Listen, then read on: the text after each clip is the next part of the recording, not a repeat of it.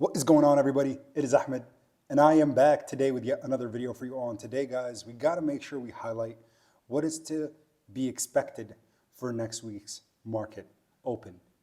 In today's video, we're going to be highlighting why I do believe we might see some rough market conditions and extreme volatility starting Monday, February 2nd, because we are seeing some signs right now that the market is weakening.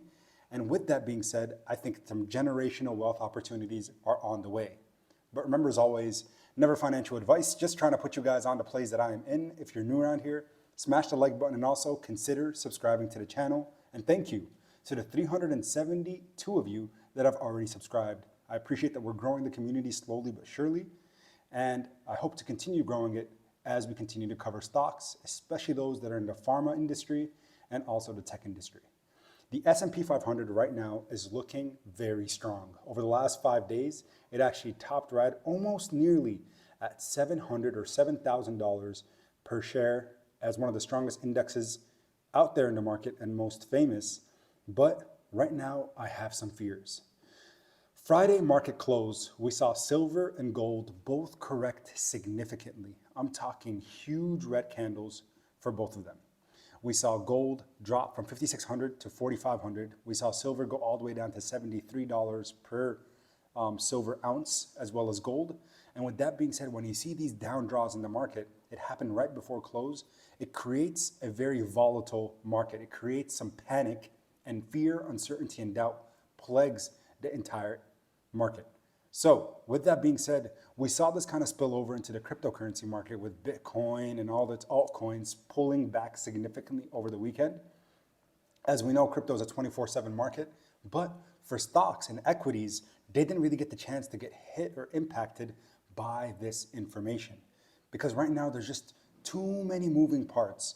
We know what's happening from a geopolitical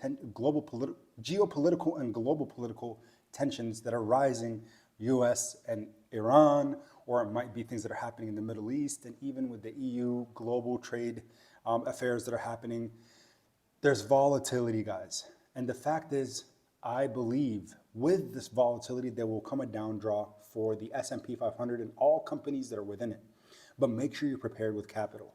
Because if we see historically, every single time the market panics, it might last for about a couple weeks, right? We saw it happen from February 7th when Donald Trump announced his tariffs. That dropped the market all the way through April with Liberation Day. And guess what? That marked an extreme bottom with the fear and greed index showing a lot of fear, a lot of panic, overextended leverage longs that were now being liquidated through the equities market. And then we see this really strong reversal.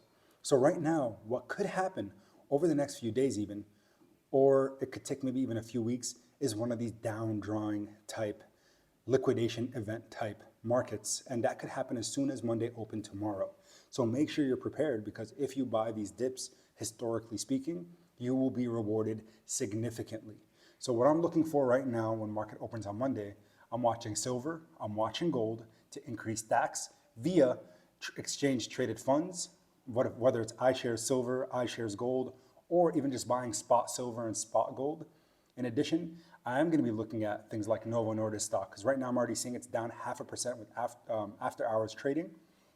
And I'm expecting it to go even lower with looking at how the market's going to open tomorrow morning. So make sure you're paying attention, because this is when you can buy some growth stocks. That's the best part about dips, is you can buy stocks that otherwise are looking very, very strong. And it's not just my opinion, or don't only take my word for it, but let's look at the words of the seasoned investors. Cathie Wood. I actually covered this on my other channel earlier today, but I think it's super critical for all of us to pay attention to this. Now, on the 29th of January, look at the timing of everything that she stated. Odds are high that gold prices are heading for a fall. Intraday today, the market cap of gold as a percent of the US money supply hit an all-time high, higher than its peak in 1980, when inflation and interest rates soared to mid-teens, and even more shocking, the ratio of gold to M2 has hit an all-time high recorded during the Great Depression in 1934. Let me say that one more time. The ratio of gold to M2, which is the global money supply that is readily available for people to deploy into certain markets, hit an all-time high record. recorded during the Great Depression in 1934. In that crisis, the dollar devalued relative to gold by almost 70% on January 31st, 1934. The government banned private ownership of gold, and M2 money collapsed. The US economy today looks nothing like the double-digit inflation-prone 1970s or deflationary bust of the 1930s. True foreign central banks have been diversifying away from the dollar for years, yet the 10-year Treasury bond yield peaked at 5% in late 2023 and is now at 4.2%. While parabolic moves oftentimes will take asset prices higher than most investors would like or think possible, the out-of-this-world spikes tend to occur at the end of a cycle. In our view, the bubble today is not in AI, but in gold. An upturn in the dollar could pop that bubble a la 1980 to 2000 when the gold prices dropped by more than 60%. And it's interesting that Cathie Wood is saying this with ARK Invest because we know her track record, right? Based on the replies that she said from her post on January 29th, an underlying assumption is that the US dollar's role as the world's reserve currency is diminishing. And this is even more interesting, guys.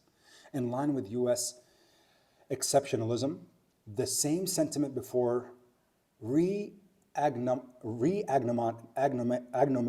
This is administration's economic policies are agnomics on steroids.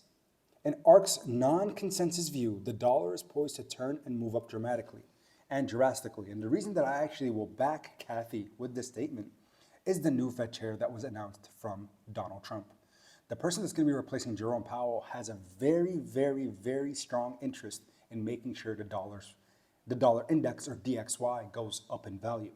A strong dollar with easing macroeconomic structure and entering into full-on quantitative easing will put us in a really big raging bull run for the rest of 2026 once he takes charge and takes seat as the Federal Reserve Chair. And then she says and continues and says, as it did in the early 80s, because based on this administration's economic policies, the return on invested capital in the US is likely to increase relative to that of the rest of the world. And remember, we have a president that is currently heading all of his efforts into making sure the US market continues to rise and not collapse. The best thing you can do for you, yourself, your portfolio, your family, is when opportunities arise, and those are going to be in the form of dips in the market, fear, panic, uncertainty, when these dips show up, that is when you need to double down, take advantage of it, and make sure you take these wins. I hope we win together for the rest of 2026 going into 2027. I've been in the market now since basically 2019, 2020, pretty aggressively investing, especially in tech, especially in crypto, especially in pharma. And I have seen some fantastic returns on my investment, especially when I'm able to double down and be prepared. So right now I have a lot of liquidity awaiting in a cash position to double down on the dip. And you guys know I share those buys over on the poster community tab on YouTube. So let's see what happens when the market opens tomorrow. I'm going to be awake for it, and maybe we do a live stream. We'll see, to kind of just showcase and share what it is that we're thinking about and what we're doing during the time the market opens, especially if there is a dip when it does. I appreciate your support, guys. That's all I had for you today. And until next time, as always, everybody, keep investing. Peace.